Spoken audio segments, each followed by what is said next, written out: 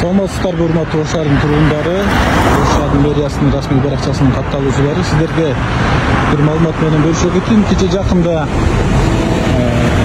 мыйзамсыз курулуш жүрүп жатат деп Насип Нисанов көчөсүндөгү бул жер боюнча шаар тургуну атайын видео жүктөгөн болчу.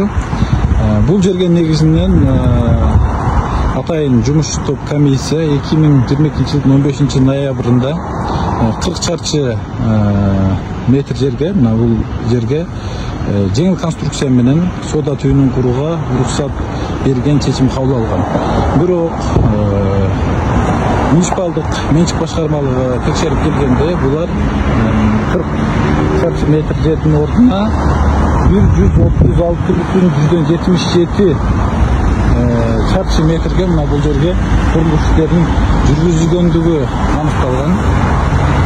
Андан соң бул жерге өзүм билемдик менен курулуш жүргүзгөн тарапка УМСтин балдары, мэриянын тиешелүү өкүлдөрү, архитектура кызматкерлери келип, бул тарабына чыгып кеткен курулуштарды буздуруп, жерди калыбына келтирткен.